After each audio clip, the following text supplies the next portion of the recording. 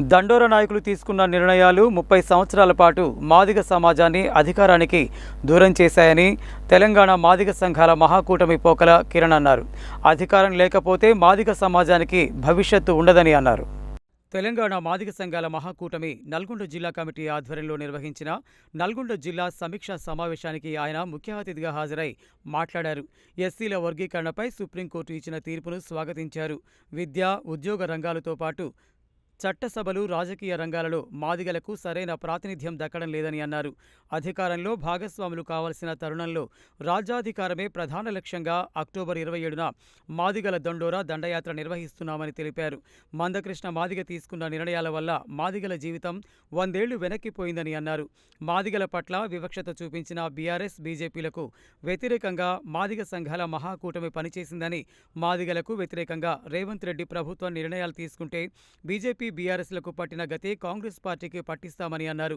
ఈ సమావేశంలో తెలంగాణ మాదిగ సంఘాల మహాకూటమి నల్గొండ పట్టణ అధ్యక్షుడు ఓసంగి శ్రీను, నల్గొండ జిల్లా అధ్యక్షుడు ధర్మాపురం శ్రీనివాస్, సూరారపు ప్రసాద్, ఆశయ్య, ఆదిమల్ల శంకర్ తదితరులు పాల్గొన్నారు. మాదిగలకి సరైన ప్రాధాన్యత కల్పించాలనే విధంగానే పార్లమెంట్లో కూడా మేము అండగా నిలబడి ఆ ఎన్నికల్లో దాదాపు 8 సీట్లు కాంగ్రెస్ పార్టీకి రావడానికి కృషి చేసినటువంటి సందర్భంలో రేపు రాబోయే స్థానిక సంస్థలలో మాదిగలకు అత్యధికమైనటువంటి సీట్లు పార్లమెంట్లో అన్యాయం జరిగినందుకు మాదిగలకు రేపు స్థానిక సంస్థలలో అధిక ప్రాధాన్యత కల్పించి జెడ్పీటీసీలు కానీ, ఎంపీటీసీలు కానీ, సర్పంచ్లు కానీ, అదేవిధంగా జిల్లా పరిషత్ చైర్మన్లలో కూడా మాదిగలకు ప్రాధాన్యత కల్పించాలనే డిమాండ్తో అదేవిధంగా మేము ఎలక్షన్లో మద్దతు ఇచ్చిన క్రమంలో మాదిగలకు ఒక రాజ్యసభ, అదేవిధంగా 2 ఎమ్మెల్సీలు, 10 కార్పొరేషన్ చైర్మన్లు ఇవ్వాలని ముఖ్యమంత్రి గారికి మేము విన్నవించడం జరిగింది. వారికి వారు సానుకూలంగా స్పందించారు. ఇదే విధానాన్ని ఖచ్చితంగా ఇప్పుడు రాబోయే 4.5 సంవత్సరాలలో మాదిగలకి ఎక్కడికక్కడ అధికారంలో భాగస్వామ్యం చేయాలనే డిమాండ్తోనే అక్టోబర్ 27వ తారీఖు నాడు మాదిగల రాజ్యాధికార దండోరా దండయాత్రని చేపట్టబోతున్నాం.